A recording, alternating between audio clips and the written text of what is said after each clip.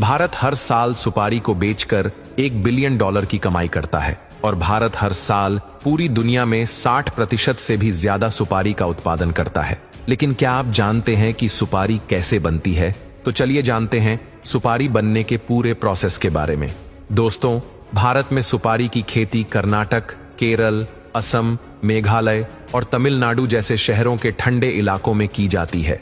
बात करें सुपारी के बीज की तो ये कुछ इस तरह दिखाई देता है। ये वही सुपारी है जिसे आखिरी तक पेड़ से तोड़ा नहीं गया और इस सुपारी को मिट्टी के अंदर रख दिया जाता है, जिसके 15 दिनों के बाद मिट्टी के अंदर ये सुपारी कुछ इस तरह दिखने लगती है, जिसके 35 दिनों के बाद इसके बीज अंकुरित होने लगते हैं और बीज अंकुरित होने के 45 दिनों के बाद ये पौधे कुछ इस तरह दिखने लगते हैं।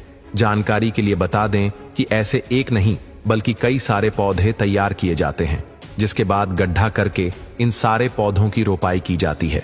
इन पौधों की रोपाई करने के 6 महीनों के बाद ये पेड़ कुछ इस तरह दिखने लगते हैं। इसके बाद देखते ही देखते 5 से 6 सालों के अंदर ये पेड़ नारियल के पेड़ों की तरह लंबे हो जाते हैं।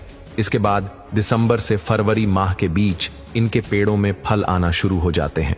बता दें कि इनके फल एक झुंड में होते हैं और जब इनके फल सही साइज में बड़े हो जाते हैं तब मई से जून महीने में सुपारी के फलों की हार्वेस्टिंग की जाती है, जिसके लिए वहां के वर्कर धारदार हथियार लेकर कुछ इस तरह पेड़ के ऊपर चढ़कर सुपारी के फल की टहनी को काटकर नीचे गिराते हैं। बता दें कि इतनी ऊंचाई पर चढ़ने के बाद पैर फिसलने पर इनकी जान भी जा सकती है। इसीलिए ये काम केवल वहां के ट्रेंड वर्कर्स ही करते हैं। इसलिए बहुत ध्यान से सुपारी के फलों की हार्वेस्टिंग की जाती है। इसके बाद सुपारी से लदी सारी टहनियों को अगले प्रोसेस के लिए भेजा जाता है, जहां पर इन टहनियों से सारे फलों को पीट पीट कर अलग किया जाता है, जैसा कि आप इस वीडियो में भी देख सकते हैं। जानकारी के लिए बता दें कि सुपारी के ये जो फल होते हैं उनके ऊपर एक कड़ा छिलका होता है जो सुपारी के साथ मजबूती से जुड़ा रहता है। इन सुपारियों को छिलकों से अलग करने के लिए इन सारे फलों को एक मशीन में डाला जाता है। यह मशीन सुपारी के ऊपर लगे छिलके को बेहद मुलायम कर देती है, जिसके बाद यहाँ के वर्कर सुपारी के ऊपर लगे मुलायम छिलके को कुछ इस तरह सुपारी से अलग कर देते हैं, जैसा कि आप इस वीडियो में भी देख सकते हैं। बता दें कि यहाँ पर लगभग 100 से भी ज्यादा वर्कर्स इस काम को करते हैं। यहाँ तक कि उनके बच्चे भी इस काम को बड़ी तेजी से कर लेते हैं।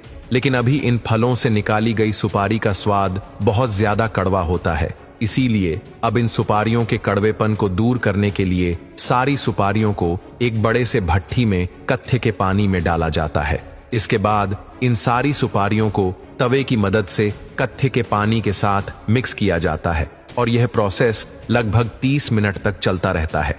ऐसा करने से सुपारी का स्वाद कड़वे से मीठा हो जाता है। इसके बाद इन सारी सुपारियों को कत्थे के पानी में से बाहर निकाल लिया जाता है। बता दें कि सुपारी को कत्थे में उबालने के कारण सुपारी का रंग गहरा लाल हो जाता है। इसके बाद इन सारी सुपारियों को लगभग 10 दिनों तक कड़ी धूप में सुखाया जाता है और समय समय पर इनको पलटा भी जाता है ताकि सारी सुपारी अच्छी तरह से सूख कर तैयार हो सके। अब सारी सुपारी सूख जाने के बाद कुछ महिला वर्कर्स इनमें से खराब सुपारियों को छांट कर अलग करती हैं और अब इन तैयार सुपारियों को गुटखा बनाने वाली फैक्ट्री में भेज दिया जाता है।